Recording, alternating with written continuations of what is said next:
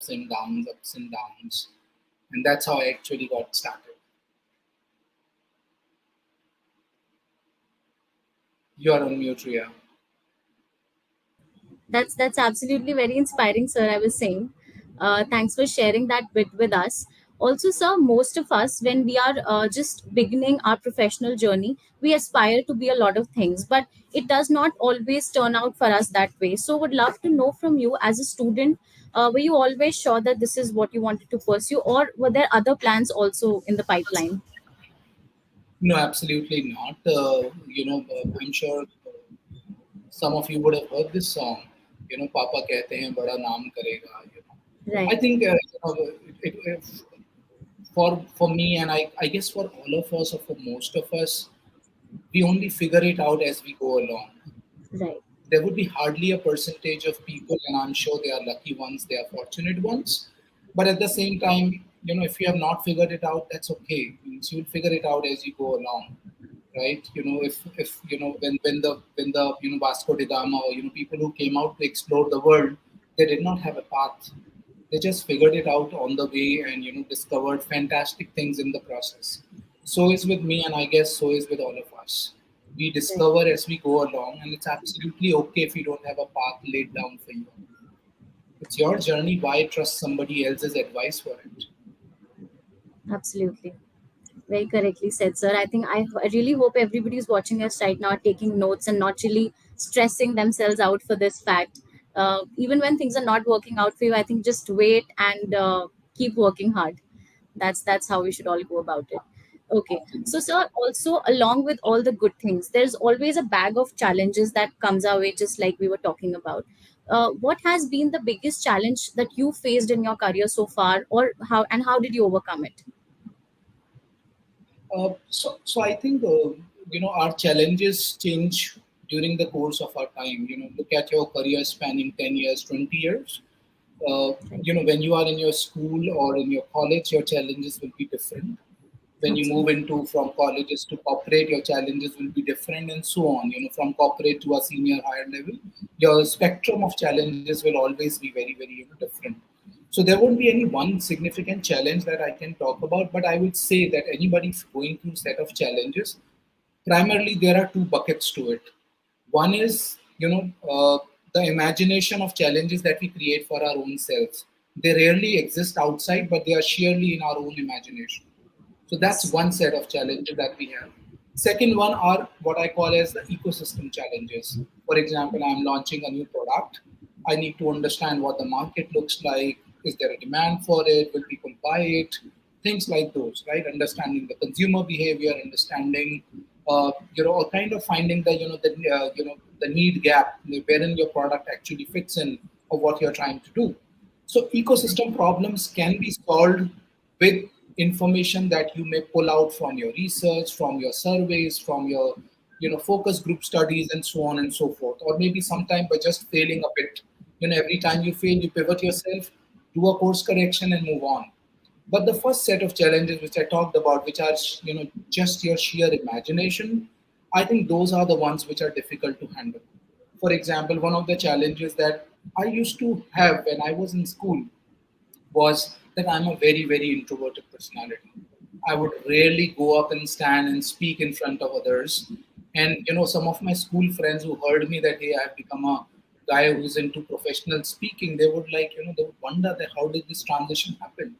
So I think that was just in my sheer imagination that yes, I'm still an introvert, but when I hit the stage and when I start speaking, I'm in a different zone altogether.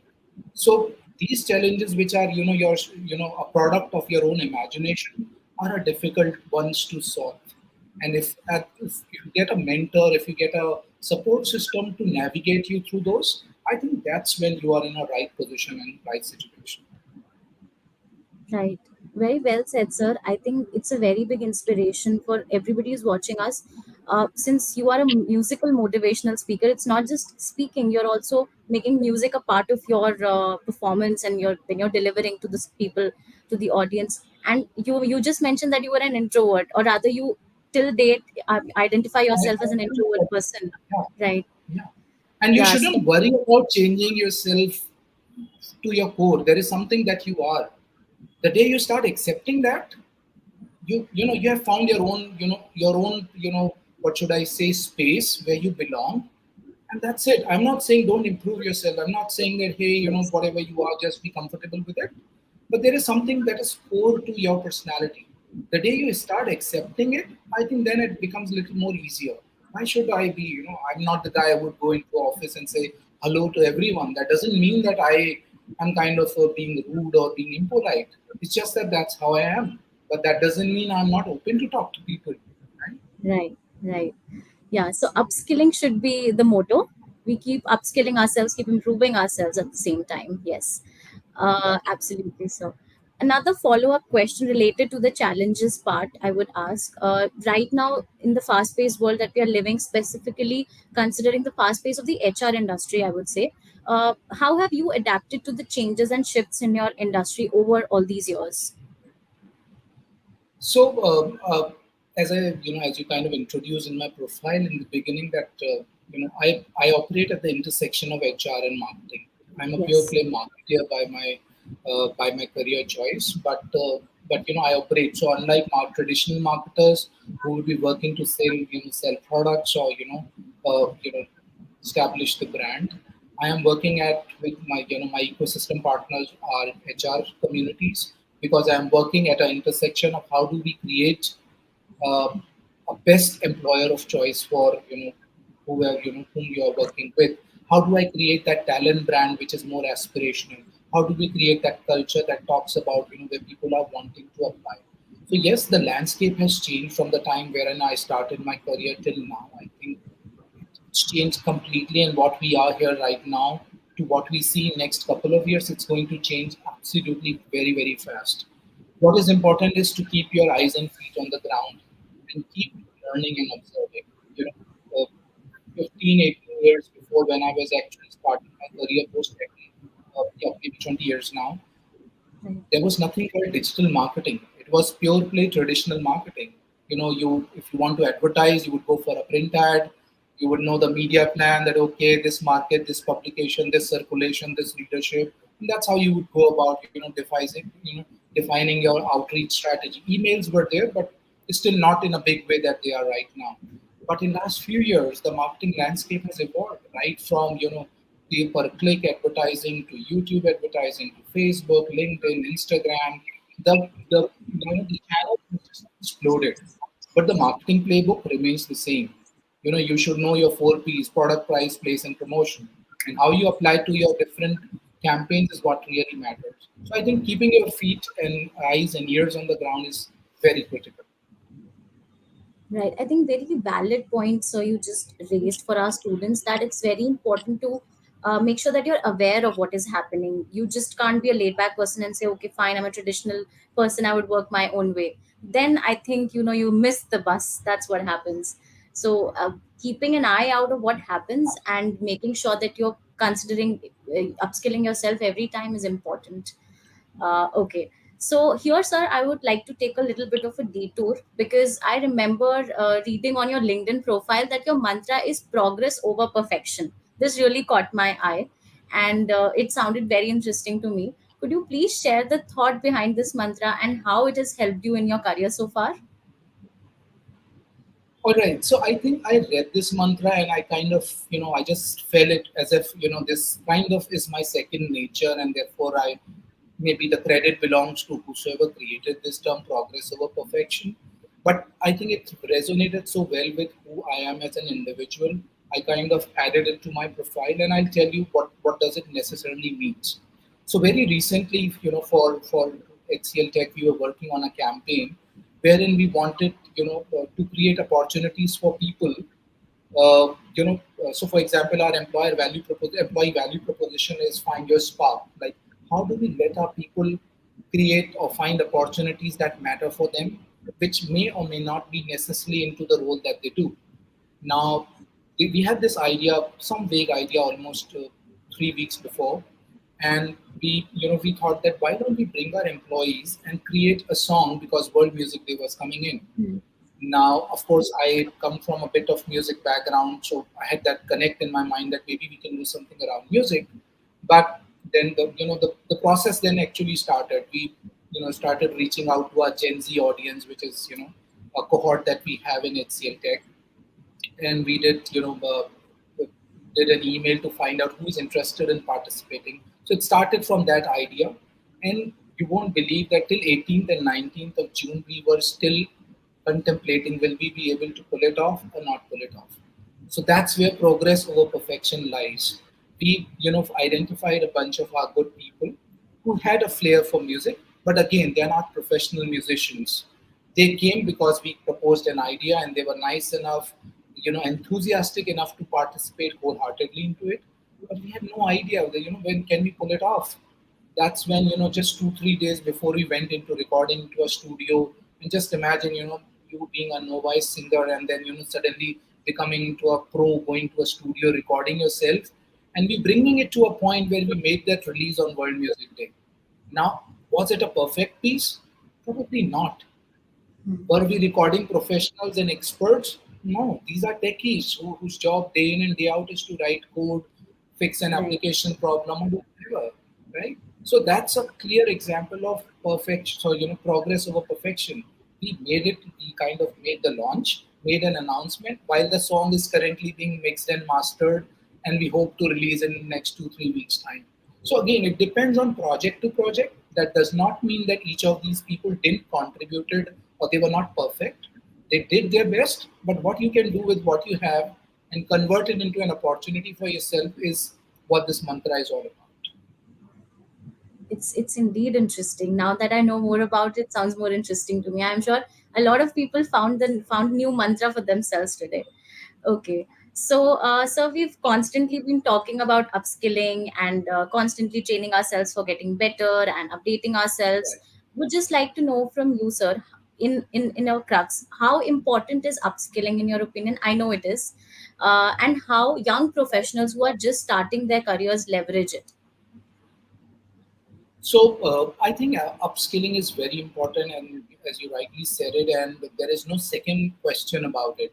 Earlier when I would, let's say, be interviewing someone, I would get to see their graduation, post graduation, but now it has become a common practice where on a single resume you will find 5 or 10 different certifications written. So I Right. think as a generation, we have moved into or we have believed into this idea that upskilling is a must. You can't do without it. So, for example, of my, uh, I like having 20 years of experience. In last 1 year itself, I would have done more than 20 certification myself. Now, nobody's telling me to do, but the idea is I believe in learning and I believe in experimenting. So, for example, generative AI and marketing. Now, ChatGPT is ruling the world in the sense, it's shaking the industries across. Now, how will it impact us? We don't know, but you can't be completely ignorant to the subject as well. Now, AI and marketing. I did this myself, not that anybody asked me to do, but because these are going to be the tools. So earlier, the tools that you had were your knowledge and the team and the ecosystem that you work with. Now AI is going to be part of your manpower hiring plans as you go along, and therefore learning is absolutely important. But what is important here is also how do you define what do you learn. Now you can have 10 different kind of complementary or contrasting skills that you may want to polish yourself, but I think somewhere you have to look at the larger plan, that how all the goals and skills that you have are going to converge into your into your profile. Otherwise you can have complementary skills but you may not be able to put them to use. Right. That's very correctly mentioned by you, sir. Also considering the excessive amount of information that is available out there, number of courses available out there, and the ease with which one can actually take them. There, most of them are online, and you can take them at your own ease, at your own speed. I believe these things have come in really handy for us now, and they were not like this maybe 10, 20 years back. Once maybe you have started your career, and at Yeah. that point in time it would have even costed people a bomb and also been very difficult for them to take these trainings or these certifications. True. Yeah, so also, sir, taking a little bit of a turn towards HR and marketing, most of the people who are watching us right now are either freshers or young professionals who've just started out. So particularly in the field of marketing, what are the skills that are expected at the entry level? I'm sure these students really want to ask this question. So at an entry level, you come. Let's say there is a batch of 100 students who have graduated from a top tier college or whichever college, and you are moving in. Now, during the course of year, the opportunities that you will get will define what you do ahead in your life, right? So Right. that's one. Now, what opportunities you get, you don't have a complete control on. Sometimes it's your luck. Sometimes it's right opportunity at the right time can turn around things for you. So we don't know what is it the opportunities that you will get in front of you. But what is important is during those opportunities, how much are you applying yourself fully onto it. Now, as a marketeer, you may get into, let's say, market research. You may start doing consumer research, consumer behavior, primary research, secondary research, focus groups. So, probably, and if your interest belongs in there, that's probably a career track for you. Or you may do something like digital marketing, wherein there's enough of you for you to learn, play with, and move ahead in your career. Now, because the spectrum of skills is so wide, there are opportunities to do amazing stuff across the spectrum. You can't say that you are a market research kind of a person, you can't do digital marketing. You can add a bit of complementary skills to your profile, whether you are at entry level or mid level or even at a senior level. But by bringing all these together and applying to your organizational goals, I think Right. that's where you'll be able to create a space and niche for yourself that will differentiate you. But I think Right. I'll repeat that at the entry level, what is equally important is when you will create a space for yourself. That this guy, give him anything and he'll turn it around. Right. Makes a lot of sense, sir, what you said. I really hope everybody who's listening us right now is also able to make out enough sense of this. Okay. So, sir, since you're the director of global talent marketing, we would like to understand, and the students would love to understand, what does talent marketing exactly entail, or how is it different from general marketing?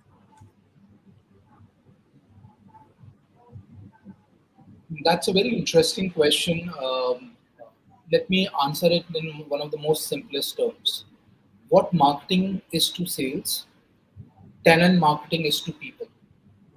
Okay. So, in case of a traditional marketing, you would go ahead and sell your products or establish your brand, whatever the goals that you have as your organization, Yes. and work towards achieving those matrices. But when we talk about talent branding, the goal is people. So for example, if I Hmm. explain it to you as the 4 P's of marketing: product, price, place, and promotion. Your product is people. Now, you're not selling your people, you're in fact selling your brand, which makes it worthy for the people to apply to your organization. You are establishing that criteria. So when you buy a product, let's say on Amazon, you go and look at customer reviews, what 4-star rating, 5-star rating. Yes. Likewise, when you go and apply for a career in a company, you also go and look at Glassdoor ratings. You also go and look at how the company culture is, what kind of employer branding is there, what kind of testimonials, what kind of people stories are being shared by the organization. Now, and this entire spectrum of how an organization invests in creating and attracting people for its organization is a space of talent branding. Now, of course, there are different dimensions, different audiences that we work with, but that's an broad overlay just for people to understand. Yes. Right. I think so. You very simply explained the whole the thing behind talent marketing, or how it's really important to a business, since people are the most important asset any workplace has. So how important talent branding can be. I believe a lot of students must have got clarity after hearing this from you. Okay. So there's also one thing which is on extreme rise these days, which is artificial intelligence. I know I'm moving away from the subject, but again, we have some relevance here, and it's impacting almost every sector. Everybody's using it in one way or the other. With the rise of AI and so many new technologies every day, what does the future of marketing look like, or how the two can be integrated at some point? So I think since when I started my career, there have been discussions around AI, but those were the earlier days of AI being Yes. written and thought about. But now I think we are probably at a point where it's going to create a major disruption.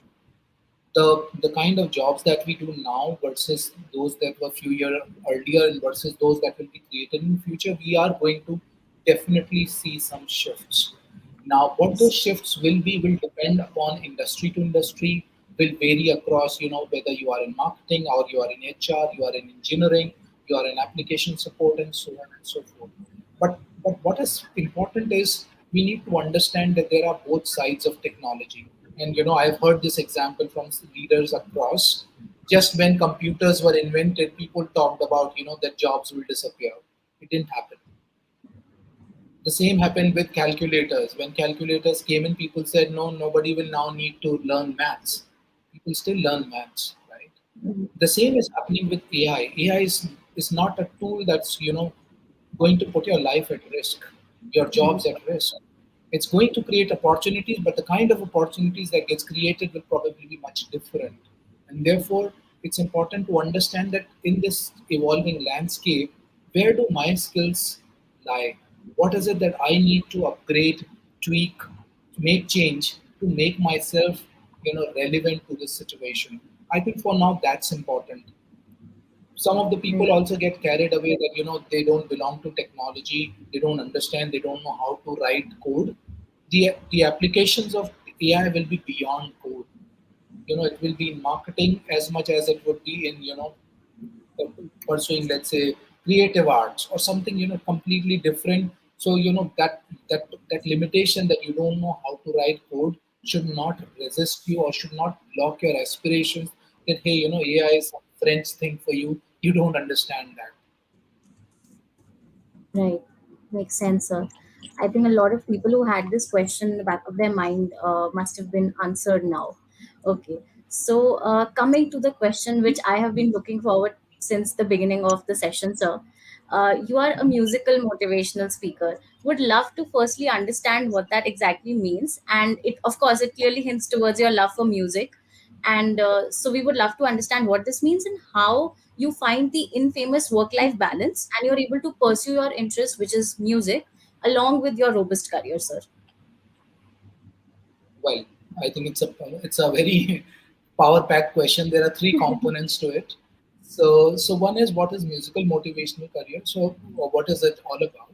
So as I said in the beginning, that I have been an introvert and I'm still am. So somewhere at the back of my mind, this thought was always there that I would probably not able to stand up and speak in front of people. This is when I was growing up.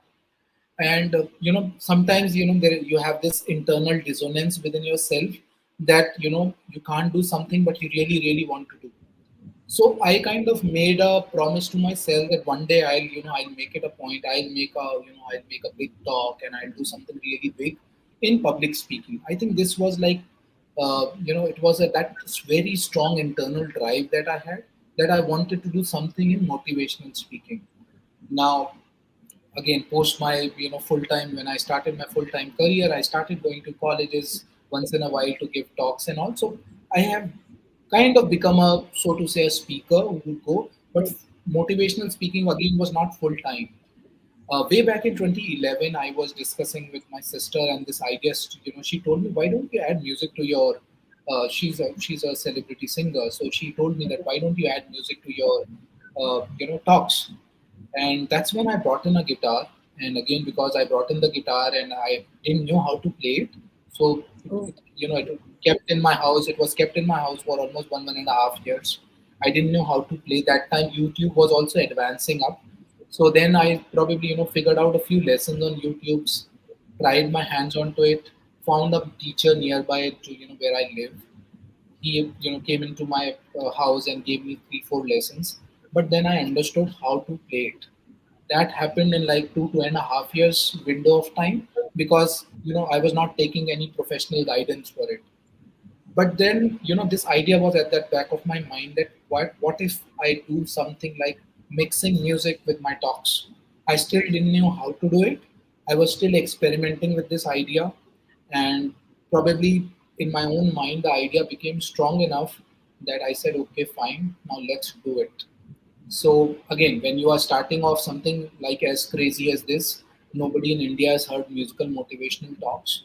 So what I did, I went ahead and booked the auditorium in Delhi at my own cost, and said, okay, let's invite friends, friends and friends of friends, and so on and so forth. Let's see how it goes. Of course, I was shit scared inside that what if it bombs? What if it fails? And of course, my entire family was there to support, and it turned out to be a huge, huge hit in terms of whatever I was, trying to do. That validated my belief that yes, people probably will like this if I create this as a product. So that's how it kind of started, and I went ahead, did multiple sessions. One of the largest one that I did was in Talkatora Stadium with 3,000 plus students listening to me live. So that was probably that culmination of my childhood dream that one day I will go and probably speak to such a large audience. So that's what so basically what I do is, depending upon the topic, I create either I take up songs from Bollywood or from rock bands or metals or whatever it is, whatever is contextual to the audience under consideration, and I play it along with my talks. So every few minutes of talk will have a few minutes of music and so on. So that's about that.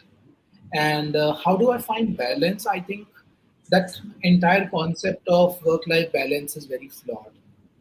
There is something, I totally believe in something like, there is a purpose-driven work and there is purpose-driven life. And that's what you juggle between.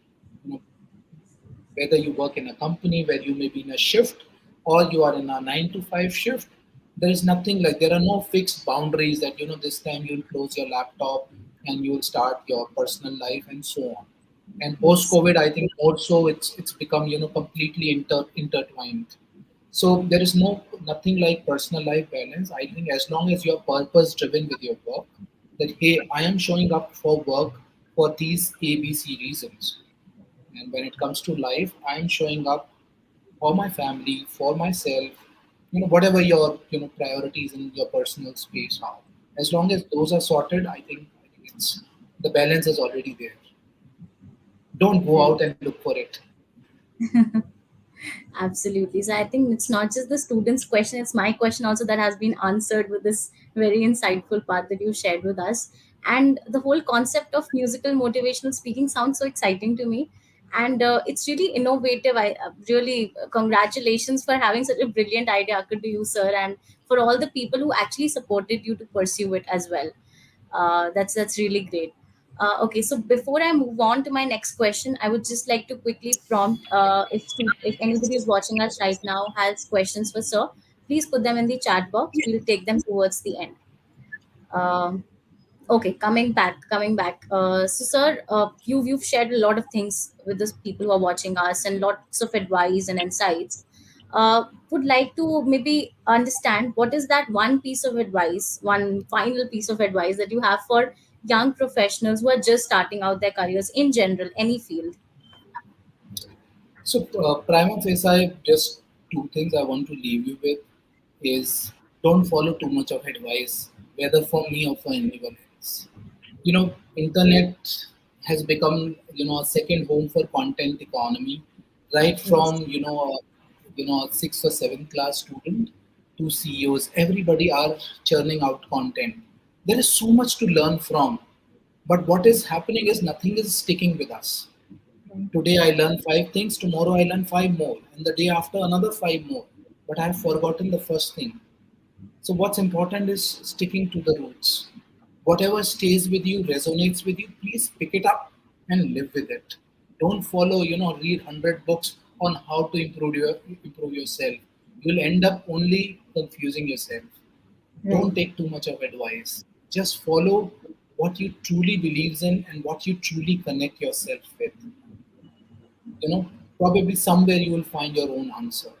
I'm no one to tell you, do this.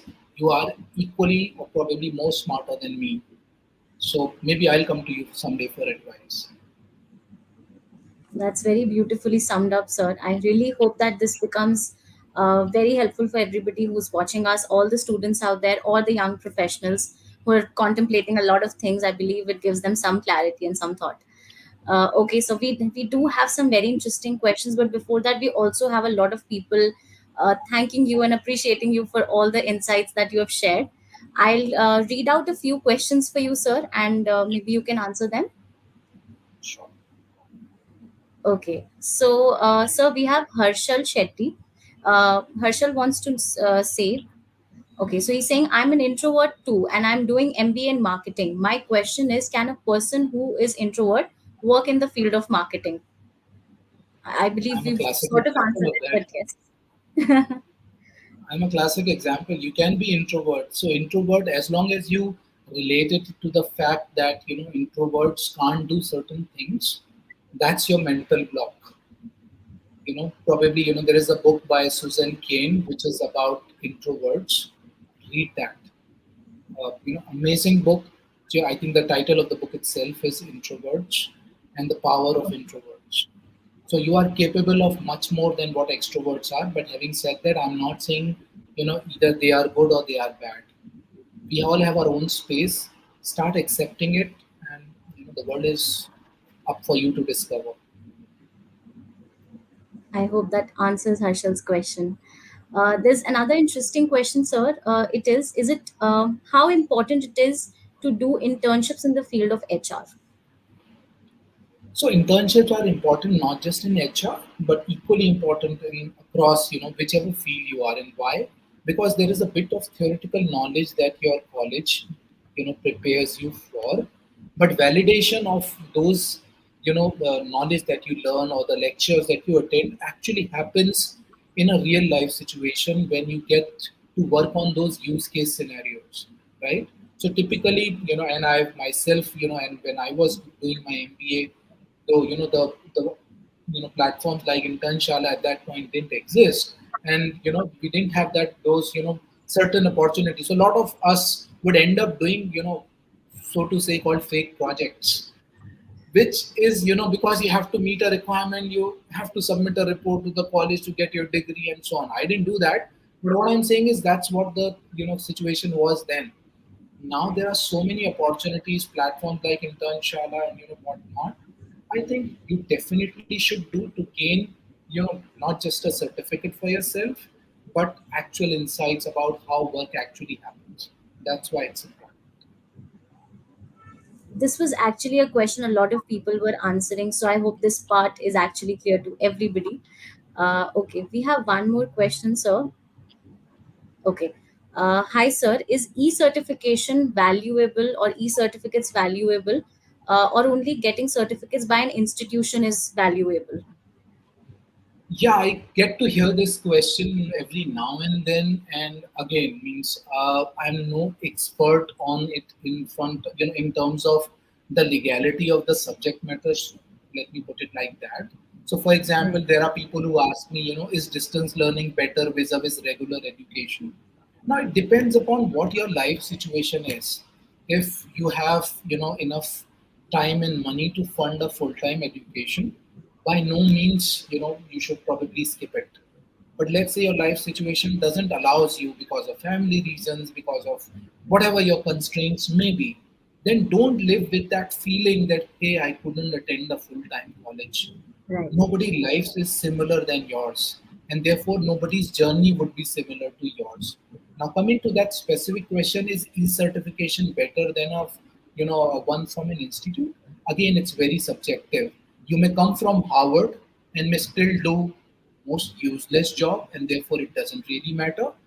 You may come from ABC University that no one has heard, but you may be really doing kick-ass work. That's really matter. How you apply with what you have is your biggest USP. That's what really matters. That's exactly the kind of thing I believe these people wanted and should hear. With whatever resources one has, I believe should just move forward in life rather than comparing your journey with that of anybody else around you. Right. That was really insightful, sir. And that also brings us to the end of the session. I'm really, really thankful, sir. I believe uh, you've inspired us in so many ways today. You've shared so many brilliant insights with us. Thank you so much. And also a very big thank you to our audience. I hope that you all got the much needed insight and inspiration, as I just mentioned, from Mr. Vineet. I also believe that you must have understood the importance of constant upskilling for yourself. And for that, thank you once again, sir. Thank you, Ria, and thank you to all the lovely audience who are out here. All the best, and wish you to succeed in whatever you do in your life. Thank you very much. Thank you. Also, on that note, I would just like to mention that you all who are watching us should visit the Internshala Training's website and start your upskilling journey right away, because we have a plethora of courses from where you can choose and choose the course of your liking. And at this note, I would like to wrap up this wonderful session. Once again, thank you so much, sir. Thank you. Thank you. Have a great evening.